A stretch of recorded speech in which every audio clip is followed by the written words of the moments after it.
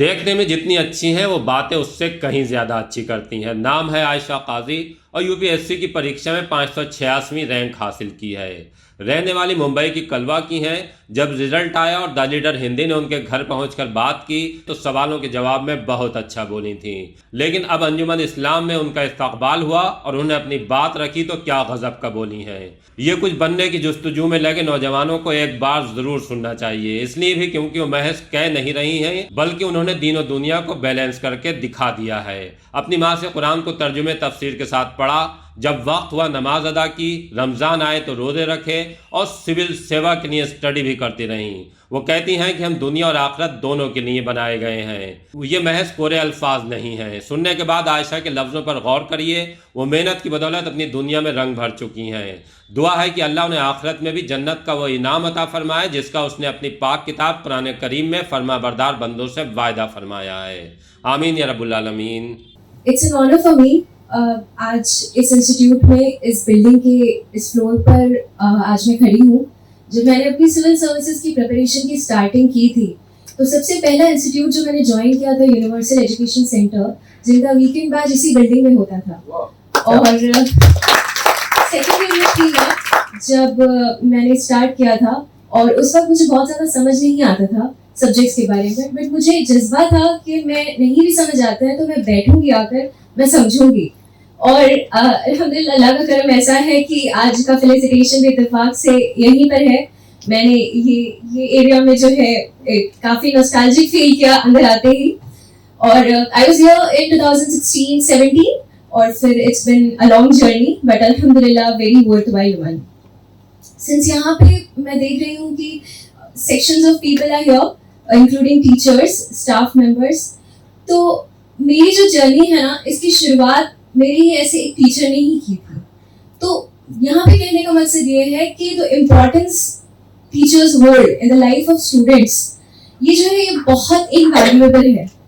12th standard में मेरे एक प्रोफेसर थे जिन्होंने मुझे सजेस्ट किया था कि बेटा आपने सिविल सर्विसेज की तैयारी करनी है। वो मेरे मार्क्स देखते थे, वो मेरे शायद नोट्स देखते थे और उन्होंने ना सिर्फ मुझे कन्विंस किया, एक दिन बैठा के, बल्कि मेरे पेरेंट्स को भी एक बार कॉल करके बहुत अच्छे से काउंसिल किया कि किस लिए मैं समझता हूँ कि आयशा ने सिविल सर्विसेज की प्रिपरेशन करनी चाहिए।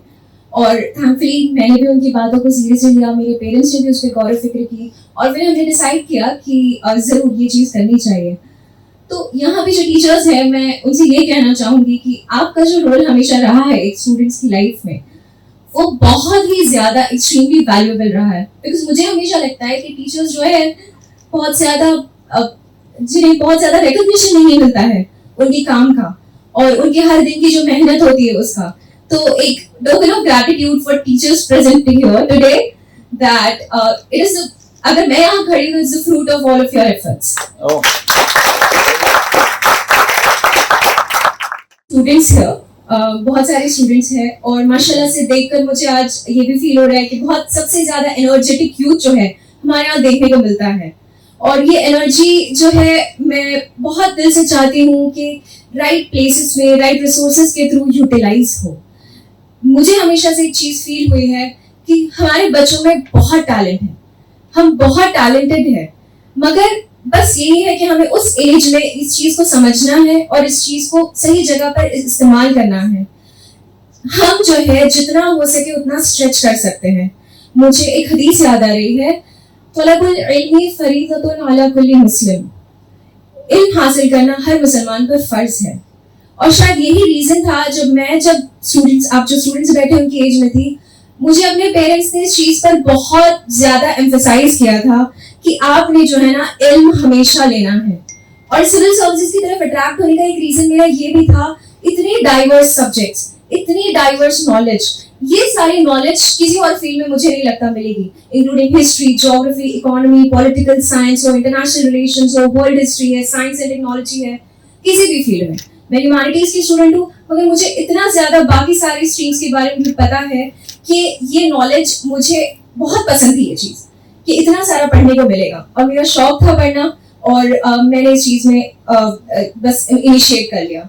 मेहनत बहुत ज़्यादा लगती है, कोई डाउट नहीं है, हुसैन सर भी बताएंगे आपको, इनकी मेहनत भी बहुत लंबी है और मैंने तो डेफिनेटली की और दीन और दुनिया को बैलेंस करते हुए चलना बिल्कुल भी मुश्किल नहीं है। मुझे लगता है कि सबसे बड़ी स्ट्राइकिंग चीज अगर लोगों को लगती है वो ये लगती है कि आपने कैसे कर लिया। इत्तेफाक की बात यह है कि यही तो सबसे आसान चीज है। किसी एक तरफ अगर हम भागेंगे तो जिंदगी बहुत मुश्किल हो जाएगी।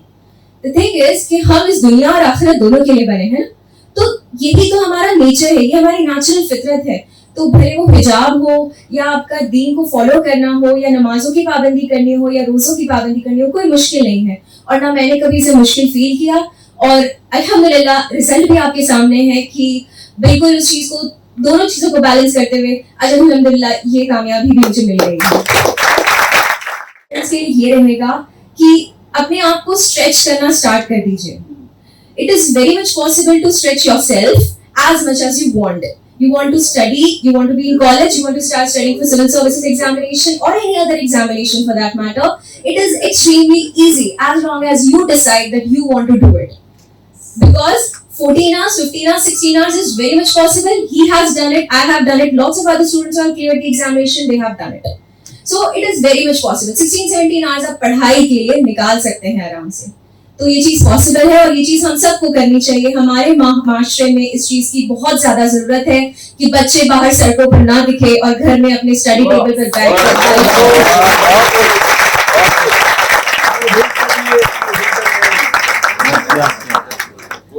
लास्टली मैं मुसलमान लड़कियों को ये चीज कहना चाहूंगी कि हमारे पास टैलेंट तो बहुत है पर एट द सेम टाइम एक एज भी है। क्योंकि अक्सर मैंने मेरे भी फैमिली में देखा है, रिश्तेदारों में देखा है कि क्या होता है कि लड़कियों को मोस्टली एक मजबूरी के तहत ही पढ़ाई करनी पड़ती है क्योंकि उनके पास बहुत ज्यादा बाहर जाना आना नहीं होता है। एक टाइम टेबल होता है कि नहीं आपको घर में रहना है, मगरिब के बाद घर में नहीं जाना है। तो इस चीज को अपने बेनिफिट के लिए यूटिलाइज कीजिए। You are at home, I get it that it is due to a certain stereotype, but use it for your benefit. Study hard because you people are so much talented and you have the edge of being at home, being close to your books. Start studying because this potential should not get wasted at all. क्योंकि अगर 50% population of our society stays back, then हम एक generation पीछे चले जाते हैं। तो हमें चाहिए कि हम इतना बड़ा लॉस तो हम नहीं उठा सकते। तो डेफिनेटली हमने क्या करना है कि हमें इस चीज का ये जो जनरेशन का बेनिफिट है ये डेफिनेटली उठाना है। Thank you very much. This is all.